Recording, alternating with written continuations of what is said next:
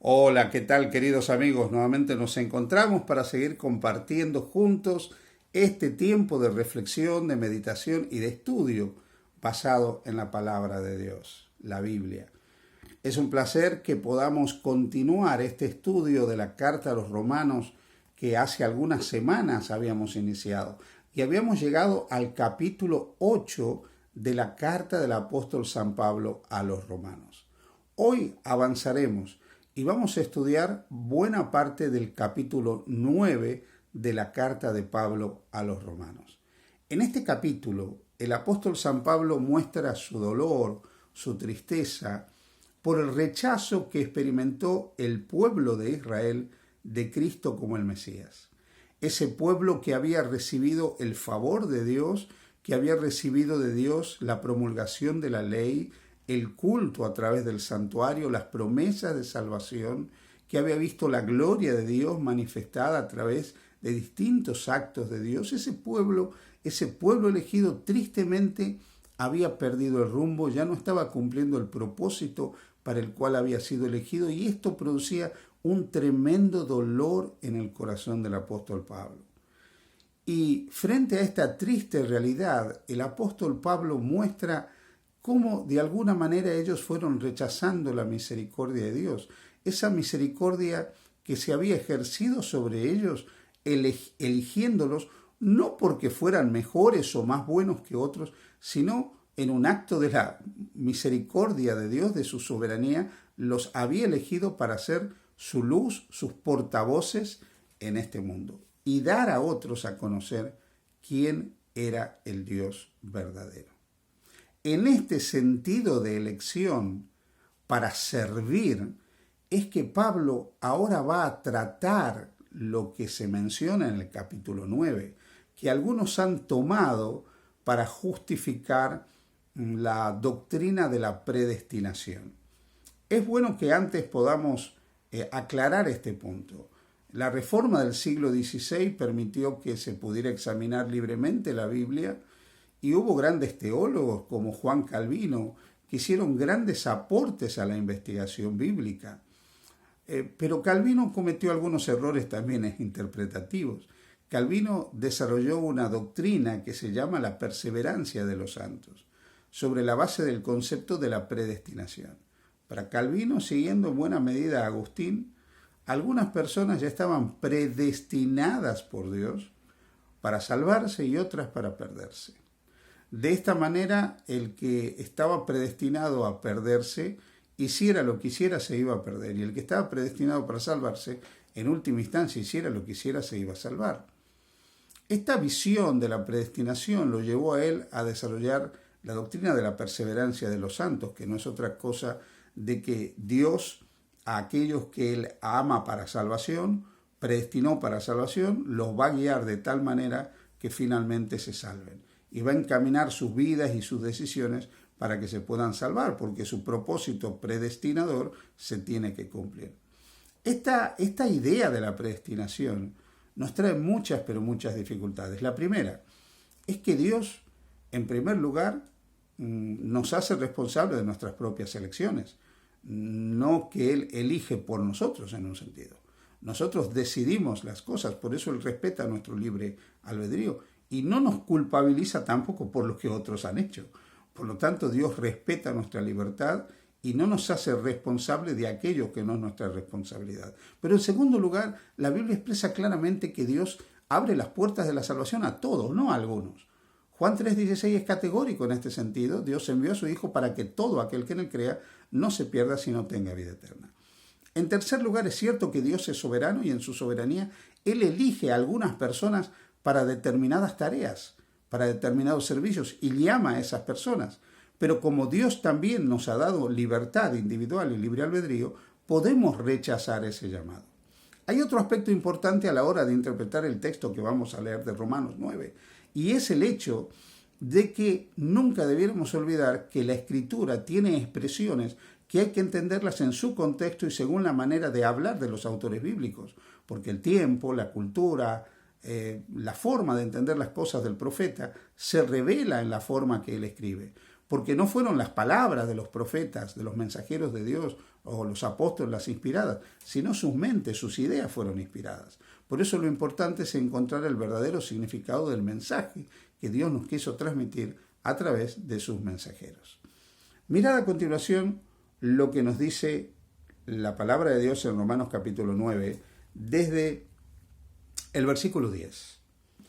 Y no solo esto, sino también cuando Rebeca concibió de uno, de Isaac nuestro padre, pues no habían aún nacido, ni habían hecho aún ni bien ni mal, para que el propósito de Dios conforme a la elección, fijaros lo que está diciendo aquí, ¿sí?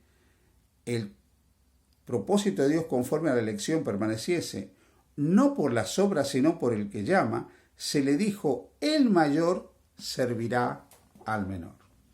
Quiero que notes que lo que nos está diciendo aquí la Escritura es que hubo una elección para que el mayor de los hijos de Israel fuera el que sirviera.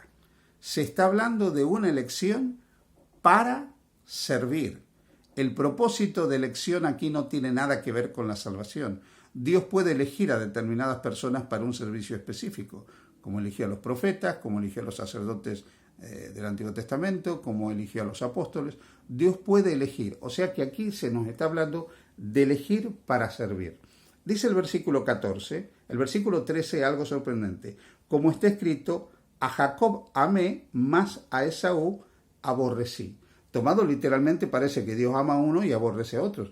Pero lo que nos está tratando de transmitir el apóstol San Pablo es que Dios eligió a Jacob y le amó porque él permitió ser amado por Dios y respondió a la invitación y al llamado que Dios y a la elección que Dios había hecho sobre él. En el caso de Jacob, Dios no lo pudo amar como él quería. En el caso de Esaú, Dios no pudo amar a Esaú como él quería porque él no se dejó amar por Dios como Dios anhelaba amarlo. Pero no es que Dios quería salvar a Jacob y quería perder a Esaú, sino que Dios estaba eligiendo a uno para un servicio y a otro no lo estaba eligiendo para ese servicio. El versículo 14 en adelante dice, ¿qué pues diremos? ¿Que hay injusticia en Dios? En ninguna manera.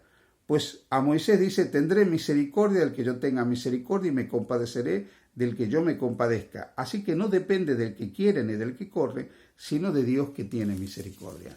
Dios en su misericordia es soberano, como ya dijimos, para tomar decisiones y para elegir. Él eligió a Isaías como profeta. Él eligió a Pablo como apóstol. Él eligió también a Jacob como el padre de la nación de Israel. Esta elección para cumplir funciones es parte de la soberanía de Dios, pero nada tiene que ver con el hecho de que somos predestinados para salvarnos o para perdernos. Ahora bien, Dios puede elegir y nosotros podemos resistirnos a la elección. Por eso, fijaros cuando se habla de la elección del faraón de Israel, del faraón de Egipto que terminaría persiguiendo al pueblo de Israel. Versículo 17 dice, porque la Escritura dice a Faraón, para esto mismo te he levantado, para mostrar en ti mi poder y para que mi nombre sea anunciado por toda la tierra. Quiero que notes que este era el propósito de Dios al elegir al Faraón que iba a liberar al pueblo de Israel. Él tendría que haber pasado a la historia como el hombre que facilitó la liberación del pueblo de Israel y no como el perseguidor del pueblo de Israel. Y Dios a través de él hubiera querido mostrar todo su poder y toda su gloria para bien. Lamentablemente, el faraón no quiso responder al llamado de Dios. Y ahora viene algo que es sorprendente. Fijaros lo que dice. De manera que de quien quiere tiene misericordia y al que quiere endurecer, endurece. ¿Qué significa esto? Que Dios tiene misericordia de todo aquel que quiere su misericordia, y Él ejerce su misericordia. Y Él misericordiosamente eligió al faraón como un instrumento de su poder en este mundo, pero el faraón endureció su corazón voluntariamente. Aquí es importante recordar que los autores de la Biblia, con su mentalidad semítica, su mentalidad hebrea, presentaban a Dios como haciendo aquellas cosas que no impedía. Por eso ese Dios que tiene misericordia se dice que endurece. ¿Pero por qué? Porque Dios no impide si una persona quiere endurecer su corazón. Dios siempre va a respetar la decisión personal. No es Dios el que endurece, es uno el que se endurece y Dios respeta el deseo de que nosotros nos mantengamos endurecidos. Entonces es importante comprender esto en la elección. Cuando Dios elige, Dios va a respetar la respuesta a esa elección que nosotros estamos haciendo. Es cierto que va a hacer todo lo posible para que nosotros elijamos adecuadamente. Lo vemos en el caso de Jonás. Dios trabajó hasta el cansancio con Jonás para que él realmente eligiera el camino correcto. Pero si finalmente Jonás no hubiera vuelto a Dios y no se hubiera arrepentido y no hubiera elegido seguir el llamado de Dios, Dios hubiera respetado la decisión última de Jonás. Pero Jonás finalmente decidió ir a Nínive y predicar.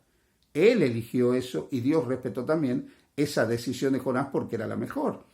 En el caso de Faraón, no es que Dios endurece a Faraón, no es que Dios rechaza a Esaú por el mero hecho de que él elige a uno y rechaza a otro, endurece a uno y ablanda al otro, no, sino que él fue respetando también decisiones personales. Y en el caso de Esaú, Dios no lo había elegido para ser el padre del pueblo de Israel.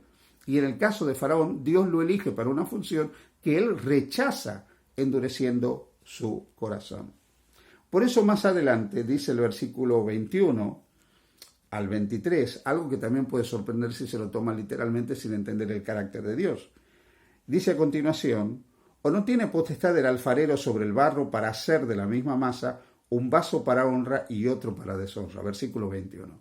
¿Dios hace vasos para honra y otros para deshonra? No. Dios permite que algunos sean de honra y otros de deshonra.